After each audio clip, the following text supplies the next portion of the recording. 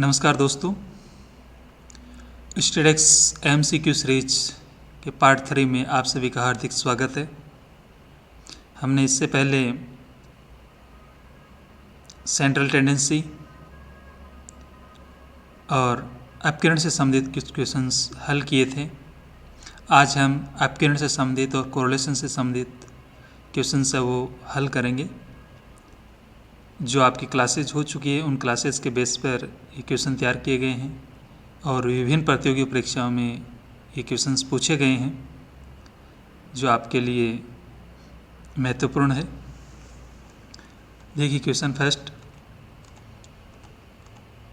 कि measures of dispersion are called the averages of the order. Measures of dispersion अर्थात जो अपकिरण के जो माप हैं, अपकिरण के जो माप है वो called the averages of the order. किस प्रकार के ऑर्डर के हैं, कौन से ऑर्डर के मेजरमेंट है वो अपकिरण के माप है? First, second, third and fourth. तो इसमें जो फर्स्ट ऑर्डर के अंदर जो आते हैं वो सेंट्रल टेंडेंसी आता है और अपकिरण है वो सेंट्रल टेंडेंसी के बेस पर हम डेविएशन करके कैलकुलेशन करते हैं, इसलिए इनको सेकंड ऑर्डर का कहा जाता है। तो right answer is second order है। आंसर चेक कर लेते हैं। तो right answer is second. Next question है कि coefficient of standard deviation is. Standard deviation का जो गुणांक है वो कैसे हम कैलकुलेट करते हैं? क्या स्टैंडर्ड डेविएशन में मीडियन से डिवाइड करके कैलकुलेट करते हैं, या स्टैंडर्ड डेविएशन को मीन से डिवाइड करके कैलकुलेट करते हैं, या स्टैंडर्ड डेविएशन को मोड से डिवाइड करके कैलकुलेट करते हैं, या फिर अर्थमेटिक मीन को डिवाइड करते हैं स्टैंडर्ड डेविएशन से?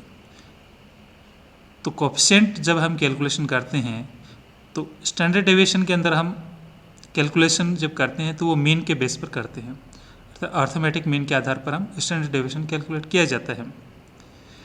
और कोफिशिएंट ऑफ स्टैंडर्ड डेविएशन जब कैलकुलेट करते हैं तो हम स्टैंडर्ड डेविएशन के अंदर अर्थमेटिक मीन से हम डिवाइड कर देते हैं, अर्थात परमाप विचलन के अंदर समांतर माध्य का जब हम भाग लगाते हैं तो हमें इसका कोफिशिएंट प्राप्त हो जाता है। तो राइट आंसर है वो बी है, standard deviation divided by mean. Answer check कर लेते हैं। तो B is right answer, standard deviation divided by mean. Next question, if the same amount is added to or subtracted from all the values, standard deviation shall be। यदि कोई एक amount हम add कर दें या उसमें घटा दें फ्रॉम ऑल द वैल्यूज, एक डेटा सीरीज के सभी मूल्यों के अंदर सभी जो पद मूल्य हैं उनमें कोई एक कांस्टेंट वैल्यू है, अमाउंट है, वो हम ऐड कर देते हैं या घटा देते हैं, तो स्टैंडर्ड डेविएशन पर है उसका क्या इफेक्ट होता है वो हमें देखना है। ऑप्शन में दिया गया है कि स्टैंडर्ड डेविएशन चेंज हो जाता है, बी कोई परिवर्तन नहीं होता है, या बोथ चेंज हो भी सकता है और नहीं भी होगा, दोनों ही हो सकता है, या नन, इनमें से कोई नहीं। तो जो स्टैंडर्ड डेविएशन होते हैं ये ओरिजिन से इफेक्टेड नहीं होते हैं, अर्थात ओरिजिन का कोई प्रभाव इसमें नहीं पड़ता है, केवल स्केल से प्रभावित होते हैं। ओरिजिन का तात्पर्य होता है कि कोई एक सेम अमाउंट और सभी पद मूल्यों में हम ऐड कर दें या घटा देते हैं तो वो ओरिजिन होता है, और अर्थात मूल बिंदु में परिवर्तन से होता है। और दूसरा जो होता है जो कि स्केल में परिवर्तन से, अर्थात किसी एक सेम अमाउंट से हम ऑल ऑब्जर्वेशन को डिवाइड कर दें या मल्टीप्लाई कर दें तो स्टैंडर्ड डेविएशन पर क्या इफेक्ट पड़ता है। तो एडेड और सब्ट्रैक्टेड है वो ओरिजिन से रिलेटेड है, अर्थात मूल बिंदु में परिवर्तन से संबंधित है, तो इसका स्टैंडर्ड डेविएशन पर कोई इफेक्ट नहीं पड़ता है। जैसे कि हमने देखा था कि समांतर जो माध्य होते हैं, अर्थमेटिक मीन होते हैं, वहाँ पर प्रभाव पड़ता है, लेकिन स्टैंडर्ड डेविएशन पर प्रभाव नहीं पड़ता है। और यदि यहाँ पर सेम अमाउंट इज मल्टीप्लाइड या divided by from all the values होता तो यहाँ पर फिर चेंज्ड आंसर होता। तो यहाँ पर जो राइट आंसर है वो अनचेंज्ड, अर्थात कोई प्रभाव नहीं पड़ता है। आंसर चेक कर लेते हैं। तो अनचेंज्ड हमारा राइट आंसर होगा। नेक्स्ट क्वेश्चन है कि sum of squares of the deviations about mean is. Sum of squares of the deviation about mean is. यहाँ पर जो क्वेश्चन में पूछा गया है कि यदि हम मीन से कोई डेविएशन लेते हैं, मीन अर्थात अर्थमेटिक मीन से किसी डेटा सीरीज़ के अंदर हम डेविएशन करते हैं, विचलन करते हैं और उसका फिर स्क्वायर कर देते हैं और स्क्वायर करने के पश्चात उसका यदि हम सम करते हैं, योग लगाते हैं, तो वो क्या मैक्सिमम होता है या मिनिमम होता है या जीरो होता है या वन नहीं या नॉन, इनमें से ये है नॉन। तो इसमें मिनिमम होता है, अर्थात यदि हम यहाँ पर मीन के स्थान पर मीडियन यूज में लेते या मोड यूज में लेते हैं और फिर उससे डेटा सीरीज़ के साथ हम डेविएशन करते हैं, फिर उसका यदि हम स्क्वायर करें और उसका सम करें, तो वो अर्थमेटिक मीन की तुलना में अधिक होता है। तो इसमें राइट आंसर है वो मिनिमम होगा, वो मीन से होता है। तो minimum answer is right. Next question है which device is good to measure variation in open end distribution, अर्थात इसमें से कौन सी जो डिवाइस है जो सबसे अधिक है वो बेस्ट है या गुड है ओपन एंडेड डिस्ट्रीब्यूशन में, जो खुले सिरे वाली और बंद सिरे वाली जो श्रेणी है खुले सिरे वाली के अंदर है, जिसके अंदर हम कैलकुलेशन करने में सबसे अच्छा जो मेथड है वो कौन सा है। क्या क्वार्टिल डेविएशन बेस्ट है या रेंज है या मीन डेविएशन या वेरिएंस। तो रेंज है उसमें हमें लोवेस्ट वैल्यू और हाईएस्ट वैल्यू की हमें ज़रूरत होती है, जो कि एक्सट्रीम वैल्यू हो सकती है, तो इसलिए वहाँ पर ये यूज़ में नहीं आ सकता, अर्थात ओपन एंडेड के अंदर हम इसको काम में नहीं ले सकते। मीन डेविएशन है और वेरिएंस है, ये भी सभी पद मूल्यों पर आधारित होते हैं, इसलिए यहाँ पर भी यूज़ में नहीं ले सकते। क्वार्टिल डेविएशन है जिसको हम काम में ले सकते हैं, जो सभी पद मूल्यों पर आधारित नहीं होता है। आंसर चेक कर लेते हैं, तो quartile deviation is right answer. Next question है स्क्वेनेस रेफर्स टू, अर्थात जो विषमता है वो क्या है, क्या किसके बारे में बताती है। सिमेट्री समरूपता के बारे में बताती है, समरूपता के संबंध में नहीं बताती है। स्क्वेनेस होते हैं एसिमेट्रिक के बारे में बताती है, विषमता होती है वो असमानता को बताती है। फ्लैटनेस है, फ्लैटनेस का जो मेजरमेंट या पिकनेस का जो मेजरमेंट किया जाता है वो कुर्टोसिस के अंदर किया जाता है। पिकनेस और फ्लैटनेस का मेजरमेंट कुर्टोसिस में करते हैं। एसिमेट्री का जो मेजरमेंट होता है वो स्क्वेनेस के अंदर किया जाता है। तो जो राइट आंसर होगा वो हमारा एसिमेट्री होगा। आंसर चेक भी कर लेते हैं, तो asymmetry is right answer. Next question, for a positively squared distribution, अर्थात जो धनात्मक विषमता है वो कब होगी। ऑप्शंस में दिया गया है A mean greater than mode greater than median. Mean है वो ग्रेटर देन है टू मोड से और मोड है वो मीडियन से ग्रेटर देन है। यहाँ पर है mean greater than median greater than mode. C में है mode greater than mean greater than median और इसमें है mean less than mode less than median. Positively जो स्क्वेयर्ड होता है वो मीन इसमें सबसे अधिक होता है, फिर मीडियन और फिर मोड। तो जो राइट आंसर है वो हमारा बी है। इसके अंदर मीन सबसे अधिक, मीडियन सबसे अधिक, उससे कम होता है, मोड उससे कम होता है। और इसमें यदि हम कर्व बनाना चाहें तो कर्व की जो स्थिति होती है वो इस प्रकार से होती है। यहाँ पर इसको आप इस प्रकार से लेकर के जाएंगे और ये राइट साइड में इस प्रकार से फैला हुआ होता है। तो इस प्रकार की जब स्थिति होती है, ऐसा जब डिस्ट्रीब्यूशन होता है तो ये क्या होता है, पॉजिटिव होता है। इसको क्या कहते हैं, पॉजिटिव होता है इसके अंदर। और यहाँ पर इसमें बहुलक होता है या मोड होता है, जेड होता है। यहाँ इसके अंदर होता है वो मीडियन होता है और जो सबसे अधिक होता है वो क्या होता है इसके अंदर, समांतर माध्य होता है, अर्थमेटिक मीन होता है। तो सबसे अधिक कौन सा हुआ, अर्थमेटिक मीन हुआ और बहुलक से अधिक ये हुआ। तो हमारा जो राइट आंसर है वो बी होगा इसके अंतर्गत ये।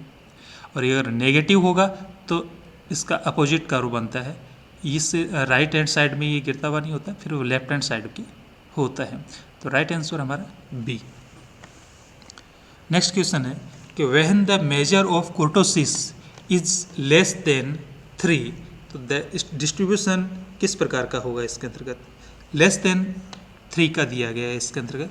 कुर्टोसिस के अंदर ये बीटा की वैल्यू है जो कि लेस देन 3 इसमें दी गई है। तो जब इक्वल 3 होता है तो ऐसे स्थिति में मेसोक्रोटिक होता है, और जब लेस देन 3 होगा तो ऐसे स्थिति में प्लेटिकोर्टिक होता है। प्लेटिकोर्टिक होता है अर्थात वो फ्लैटनेस होता है, उसके अंतर्गत होता है, फैला हुआ होता है दोनों सिरों की तरफ से। और जब इससे अधिक होता है, मोर देन 3 होता है, तो लेप्टोकोर्टिक होता है। यदि हम इस तीनों की स्थिति का बनाना चाहें इसका रो, तो इनकी जो आकृति होती है वो लगभग इस प्रकार से होती है। इसको हम जब कहेंगे तो ये लेप्टोकोर्टिक होता है। ये कैसा होता है? लेप्टोकोर्टिक होता है। और लेप्टोकोर्टिक के अंतर्गत जो बीटा की जो वैल्यू होती है वो 3 से अधिक होती है। बीटा की जो वैल्यू होती है वो बीटा 2 वैल्यू 3 से अधिक होगी। और यदि ये मेसोक्रोटिक होगा तो मेसोक्रोटिक के अंदर क्या इक्वल 3 इसमें जो होता है वो इक्वल 3 होता है। और ऐसी स्थिति में जो इसकी जो आकृति जो बनी हुई होती है वो जो इससे कुछ इस प्रकार की स्थिति इसके अंदर होती है, और ये मेसोक्रोटिक हो जाएगा। और यदि इसके अंदर हम प्लेटिकोर्टिक की बात करें तो वो और अधिक दोनों सिरों की तरफ से वो इस प्रकार से फैला हुआ होता है, तो ये इसमें प्लेटिकोर्टिक होता है जो लेस देन 3 होता है। तो यहाँ पर लेस देन 3 इक्वल 3 बीटा 2 की वैल्यू होती है, और यहाँ पर मोर देन 3 की वैल्यू होती है जो कि ऊपर की तरफ होता है, लेप्टोकोर्टिक होता है। तो यहाँ पर लेस देन 3 है तो यहाँ पर प्लेटिकोर्टिक होगा इसमें। तो राइट जो आंसर होगा वो हमारा प्लेटिकोर्टिक। मेसोक्रोटिक में इक्वल 3 होता है और लेप्टोक्रोटिक में मोर देन 3 होता है, ये बीटा 2 की वैल्यू होती है। तो आंसर हम चेक कर लेते हैं। तो प्लेटिकोर्टिक किसके अंतर्गत होता है? कुर्टोसिस है, जो कि फ्लैटनेस का जो मेजरमेंट करता है अथवा पिक्टनेस का या कॉन्वेक्सिटी ऑफ द कर्व का मेजरमेंट करता है। Next question, the range of simple correlation coefficient is. The simple जो कोरिलेशन कोएफिशिएंट है उसके रेंज क्या होती है? 0 टू इन्फिनिटी, माइनस से infinity to infinity, positive 0 to 1 और -1 टू +1 होता है। तो कोरिलेशन की जो रेंज होती है वो -1 टू +1 होती है। Right answer is D. Answer check कर लेते हैं। तो राइट आंसर डी -1 टू +1 होता है। नेक्स्ट क्वेश्चन है, probable error is used for measuring the error in R. R का तात्पर्य यहाँ पर कोरिलेशन का मेजरमेंट करता है, measuring the error in R. Second, B दिया गया testing the significance of R. क्या आर की सार्थकता का जांच करता है? बिल्कुल राइट है। प्रोबेबल एरर का जो यूज होता है वो मुख्य यूज यही है कि testing the significance of R. Both A and B is wrong, क्योंकि measuring the error in R नहीं होता है ये। नाइदर ए और नॉर बी, तो बी है वो राइट आंसर है। एक बार चेक कर लेते हैं हम आंसर। तो testing the significance of R, R का तात्पर्य correlation, significance of correlation. Next question, correlation can be positive only, negative only, positive और नेगेटिव और परफेक्ट। कोरिलेशन होता है वो पॉजिटिव भी हो सकता है और नेगेटिव भी हो सकता है, अर्थात धनात्मक और ऋणात्मक दोनों होता है ये। तो जो राइट आंसर होगा वो पॉजिटिव और नेगेटिव दोनों होगा। आंसर चेक कर लेते हैं, पॉजिटिव और negative right. Next question, if correlation between the two variables is unity there is. दो वेरिएबल के बीच में जो कोरिलेशन है वो यूनिटी है, अर्थात एक ही दिशा में उनमें परिवर्तन हो रहा है, तो वो कोरिलेशन किस प्रकार का होगा? Perfect correlation, perfect positive correlation, perfect negative correlation, no correlation. तो इसमें परफेक्ट पॉजिटिव कोरिलेशन होगा, क्योंकि दोनों में एक ही दिशा में परिवर्तन हो रहा है और यूनिटी है, तो परफेक्ट पॉजिटिव कोरिलेशन कहलाएगा। तो ये right answer is perfect positive correlation. Next question है वो कोरिलेशन कोएफिशिएंट मेजर्स, अर्थात सहसंबंध का जो गुणांक है वो किसका मेजरमेंट करता है? ए वेरिएबिलिटी का मेजरमेंट करता है, वेरिएबिलिटी का मेजरमेंट नहीं करता है। वेरिएबिलिटी का जो मेजरमेंट है वो डिस्पर्जन के अंदर किया जाता है। लोकेशन का है, लोकेशन का वो मीडियन के अंतर्गत किया जाता है। कंसंट्रेशन का जो मेजरमेंट है वो कुर्टोसिस के अंदर करते हैं, और रिलेशन का जो मेजरमेंट है वो कोरिलेशन कोएफिशिएंट के अंदर किया जाता है। तो right answer is D, relation का मेजरमेंट इसमें किया जाता है। Next question, for perfect correlation the coefficient of correlation should be, कि परफेक्ट कोरिलेशन पूर्ण सहज संबंध के अंदर कोएफिशिएंट ऑफ कोरिलेशन है वो कैसा होना चाहिए। तो इसके अंदर ऑप्शंस दिए गए हैं, ए 0, बी +1, सी -1 और डी ±1। तो परफेक्ट कोरिलेशन है ये पॉजिटिव भी हो सकता है और नेगेटिव भी हो सकता है, और इसके लिए कोरिलेशन की जो इकाई है वो 1 होनी चाहिए। तो इसमें से जो राइट आंसर है वो डी होगा, जो प्लस और माइनस दोनों में है और 1 है, जो कि परफेक्ट कोरिलेशन को इंडिकेट करता है।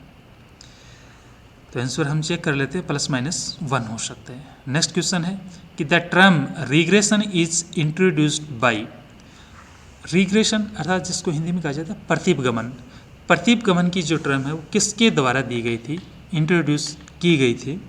तो ऑप्शंस देख लीजिए इसमें, ए आर.ए. फिशर के द्वारा, बी सर फ्रांसिस गाल्टन के द्वारा, सी कार्ल पियर्सन के द्वारा और डी नन ऑफ दीज, उपरोक्त में से कोई नहीं। तो the term regression was introduced by sir Francis Galton के द्वारा 1877 में दी गई थी। कब दी गई थी? 1877 के अंदर ये टर्म है वो दी गई थी। तो राइट आंसर है वो बी, सर फ्रांसिस गाल्टन के द्वारा दी गई थी। धन्यवाद दोस्तों। Next class statics MCQ series के अंतर्गत कोरिलेशन और रिग्रेशन से संबंधित होगी। धन्यवाद।